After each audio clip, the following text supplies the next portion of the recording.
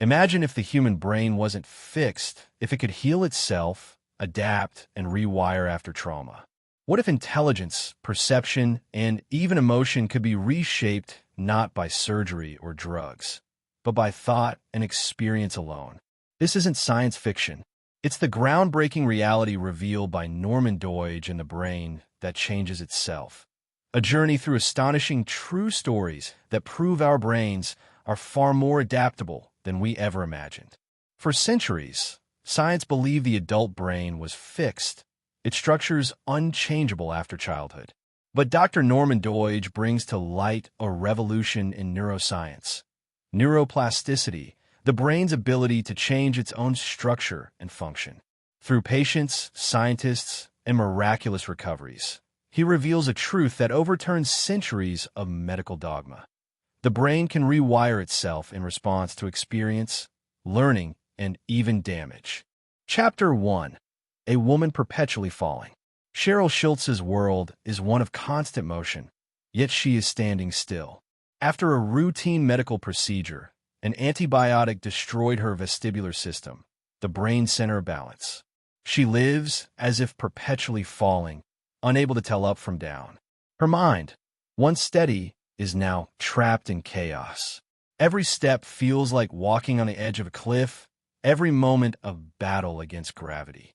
But hope arrives in the form of Dr. Paul Bach-Wyrita, a neuroscientist who believes the brain can rewire itself through sensory substitution. He creates an experimental device, a helmet with an accelerometer that sends balance signals to a strip of electrodes placed on Cheryl's tongue. The signals create tingling sensations, mapping her position in space through touch. At first, it seems absurd.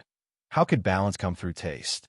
But as Cheryl practices, her brain begins to interpret these signals as spatial information. Slowly, miraculously, she regains balance. When the device is removed, the stability remains for minutes, then hours, then days. Her brain has learned a new way to perceive gravity. Bach-Wyrita's discovery changes neuroscience forever. He shows that we don't see with our eyes or balance with our ears. We perceive with our brains. The brain can repurpose unused areas to take over damaged functions, proving that it is not a rigid machine, but a living, adaptable organ. His work with the blind, using similar sensory devices, demonstrates that touch can become vision. These breakthroughs reveal the boundless potential of neuroplasticity, the power of the brain to rebuild itself. Cheryl's recovery is not magic. It is the physical manifestation of learning itself. Her neurons forge new pathways, translating tactile signals into balance. For her, standing upright is no longer a miracle. It's science rediscovered. Chapter 2. Building Herself a Better Brain. Barbara Aerosmith Young's childhood was defined by confusion. Born with a highly asymmetrical brain, she could remember enormous amounts of information but could not understand cause and effect, grammar, or spatial relationships. She mixed up directions, failed at logic, and misread social cues. Her intelligence was buried beneath learning disabilities so severe that teachers called her slow and hopeless. Yet Barbara's determination was unshakable. In graduate school, she came across studies of brain plasticity, experiments suggesting that mental exercise could physically change the brain. Inspired, she designed her own program to retrain her mind. Instead of compensating for her weaknesses, she attacked them head-on, inventing tasks that directly targeted the faulty circuits. Every day, for hours, she forced herself to perform cognitive exercises, matching complex symbols, repeating logic patterns, and manipulating spatial puzzles, until her brain began to reconfigure itself. Gradually, the fog lifted. For the first time, she could understand sentences as she read them. Numbers began to make sense. She could follow directions, recognize cause and effect, and even read analog clocks. The girl once trapped inside her limitations had rebuilt her own neural architecture. Barbara went on to found the Aerosmith School, helping thousands of students overcome learning disorders using her method of targeted brain training. Her story defies the old belief that intelligence is fixed. The brain is not a static organ. It's a muscle that grows stronger through effort. Barbara's success shows that perseverance and focused cognitive work can unlock the brain's hidden capacity for growth and transformation. Chapter 3. Redesigning the Brain. Dr. Michael Merzenich, one of the pioneers of modern neuroscience, conducts experiments that redefine our understanding of brain function. He proves that the brain is a constantly changing map, one that can reorganize its structure based on how it is used. In his studies with monkeys, he shows that when a limb is trained repeatedly, the brain area controlling that limb expands, strengthening connections through repetition and attention. Merzenich discovers that practice and focus literally sculpt the brain's wiring. Each time we learn a new skill or reinforce a habit, neurons fire together and form stronger bonds. Summed up in the principle, neurons that fire together wire together. This insight becomes the foundation of cognitive training programs that improve memory, perception, and processing speed. His work leads to the creation of therapeutic software for children with learning disabilities and older adults facing cognitive decline. Merzenich's studies dismantle the idea that mental deterioration is inevitable with age. The aging brain, he proves, can rejuvenate itself through practice, stimulation, and challenge. He demonstrates that mental effort isn't just psychological. It's biological, capable of physically reshaping neural pathways. The brain, it turns out, is both sculptor and clay. Chapter 4. Acquiring Tastes and Loves. Our desires, habits, and passions are not fixed. They're learned patterns etched into our brains through repetition and emotion. Doidge explores how experiences, exposure, and culture mold the neural circuits that determine what we love, crave, and find rewarding. Attraction, addiction, and even emotional attachment are not purely instinctive. They are products of plasticity. Through stories and studies, we see how the brain links pleasure and desire to specific stimuli. This wiring can lead to powerful attachments, but also to compulsive behaviors. The same plasticity that allows us to fall in love can also trap us in cycles of addiction. Yet, because these circuits are learned, they can also be unlearned or redirected. Neuroplasticity reveals that love is not fate, it's circuitry. Repeated thoughts and actions carve grooves into the brain, teaching it what to seek and what to avoid. This chapter exposes the plastic foundation of human desire and the profound truth that we can reshape our passions by reshaping our focus. Chapter 5. Midnight Resurrections. For decades, stroke patients were told that paralysis was permanent, but neuroplasticity overturned that belief. In this chapter, Doidge explores the revolutionary technique of constraint-induced therapy, developed by psychologist Edward Taub. His idea was simple yet radical. By restraining the patient's healthy limb, the brain would be forced to rewire and restore control of the damaged one. At first, progress is painfully slow. Patients struggle to move fingers or lift arms that have been lifeless for years. But as they repeat the exercises, the dormant circuits in the motor cortex begin to awaken. Movement returns, coordination improves, and speech follows. The key lies in intense, repetitive effort, forcing the brain to relearn forgotten skills until they become automatic. Doidge describes how stroke survivors, long dismissed as hopeless, regain independence through this method. They learn to feed themselves, walk, and even write again. Each success story illustrates that recovery is not limited by time, but by persistence. The brain can rebuild itself even decades after damage. These midnight resurrections are moments of rebirth, not of the body alone, but of the mind's capacity to heal. They prove that with patience and repetition, the brain's plastic potential can overcome even the darkest of neurological defeats. Chapter 6. Brain Lock Unlocked. In a maze of obsessive-compulsive disorder, OCD, patients are prisoners of their own thoughts. Their minds loop endlessly, wash the hands, check the door, repeat the ritual, each action relieving anxiety only momentarily before it surges back stronger. For years, Doctors believed such patterns were permanent, the result of hardwired defects. But Dr. Jeffrey Schwartz challenged that belief. He showed that OCD is not a life sentence of compulsive behavior. It's a maladaptive circuit that can be rewired.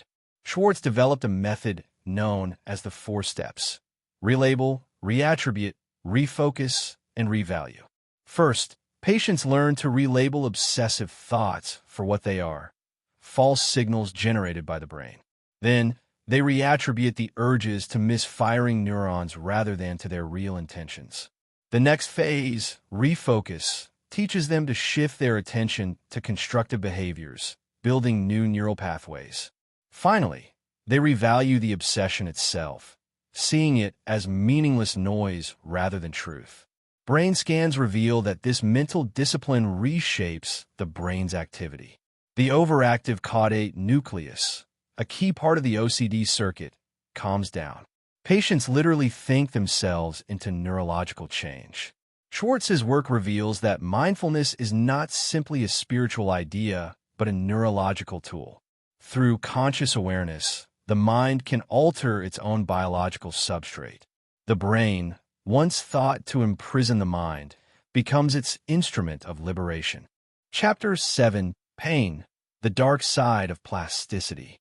Neuroplasticity is a double-edged sword. The same flexibility that allows for recovery and learning can also hardwire suffering. Chronic pain, phantom limb sensations, and addiction all exploit the brain's adaptability, creating self-perpetuating loops of distress. Doidge introduces us to patients whose pain persists long after injury has healed. The body is fine, but the brain continues to send signals of agony. Through repetition, the pain circuit becomes more efficient, firing even without a physical cause. It's as if the brain has learned pain. The more it fires, the stronger the pathway grows. Dr. Michael Moskowitz, a pain specialist, takes a radical approach. He trains patients to unlearn pain. When the pain arises, they visualize calm, positive images, and redirect attention. Over time, these competing thoughts weaken the pain pathways. As the brain rewires, pain diminishes. This process is slow, requiring constant mental effort, but it works. It proves that neuroplasticity, though capable of creating suffering, also holds the key to freedom from it. This dark side of plasticity warns us that the brain doesn't distinguish between good and bad habits. It reinforces whatever we repeat. Just as practice can perfect a skill, rumination can perfect misery. Understanding this gives us power. What the brain learns, it can also unlearn. Chapter 8: Imagination. Can thinking alone change the brain? Doidge explores how imagination, the ability to mentally simulate actions, activates the same neural circuits as physical experience. Experiments show that athletes who only visualize training improve almost as much as those who physically practice. Stroke patients who imagine moving paralyzed limbs strengthen the corresponding motor areas, accelerating real recovery. The power of imagination lies in its precision. When we mentally rehearse a task, our neurons fire in the exact sequence as if we were performing it. Over time, the brain encodes these imagined actions into its structure. The same process allows musicians to perfect complex pieces, actors to embody characters, and surgeons to refine delicate operations, all within the theater of the mind. Imagination becomes a bridge between thought and reality. It teaches that the boundaries of change are not set by what we do, but by what we can envision. The mind is not a passive observer. It is the architect of possibility. Chapter 9: Turning Our Ghosts into Ancestors. Psychoanalysis and therapy, long dismissed by hard scientists, gain new legitimacy through neuroplasticity. Emotional wounds and traumas, Doidge argues, are imprinted as neural patterns, circuits of fear, shame, and grief that replay automatically. But through reflection and talk therapy, these circuits can be rewritten. In therapy, when patients revisit painful memories and reinterpret them, their brains reprocess the associated emotions. Each retelling weakens the old connections and strengthens new, healthier interpretations. Over time, the emotional charge fades. What once haunted the psyche becomes an integrated part of self-understanding. Doidge calls this transformation turning ghosts into ancestors. Painful experiences that once controlled us become stories we own. Therapy, then, is not just conversation, it's neuroplastic surgery through words. The mind doesn't merely recall, it rebuilds. Chapter 10, Rejuvenation. For centuries, it was believed that the adult brain could not produce new neurons. Aging was thought to mean inevitable mental decline. But discoveries in the late 20th century shattered that belief. Scientists found neuronal stem cells in the hippocampus, the brain's memory center, capable of generating new neurons throughout life. Doidge explores how lifestyle influences this process. Exercise, learning, novelty, and rich environments stimulate neurogenesis, keeping the brain young. Conversely, stress, isolation, and inactivity suppress it. The message is simple yet profound. How we live shapes how our brain ages. Researchers show that even in old age, learning a new language, mastering an instrument, or engaging in complex problem-solving expands neural connections. The brain can rejuvenate itself through curiosity and challenge. The fountain of youth, it turns out, flows not from genetics or medicine, but from experience. Chapter 11. More than the sum of her parts. In the book's most astonishing story, Doidge presents a woman born with only half a brain, yet she lives a fully functional life. Her remaining hemisphere compensates entirely for the missing one, managing speech, movement, and reasoning on its own. How? Through radical reorganization. From childhood, her brain began redistributing tasks across existing neurons. Areas originally dedicated to specific functions adapted to cover new roles. This rewiring was so complete that she grew up unaware of her condition until adulthood scans revealed it. Her story defies every assumption about neurological limits. This woman's life encapsulates the ultimate message of neuroplasticity. The brain is not a collection of static parts, but a dynamic, self-correcting system. It can divide, adapt, and thrive under extreme circumstances. We are not prisoners of our biology. We are participants in its ongoing creation. Neuroplasticity is, at its core, the science of hope. It shows that the brain, no matter how damaged or aged, retains the power to reinvent itself, making each human life an evolving masterpiece of adaptation and resilience. The brain that changes itself redefines what it means to be human. Our brains are not static organs. They're dynamic, ever-evolving maps shaped by every thought, movement, and experience. Whether healing from trauma, learning new skills, or transforming emotion, the brain's greatest miracle is that it never stops changing. Neuroplasticity is not just a scientific discovery. It's a philosophy of hope, showing that transformation is wired into the very structure of our being.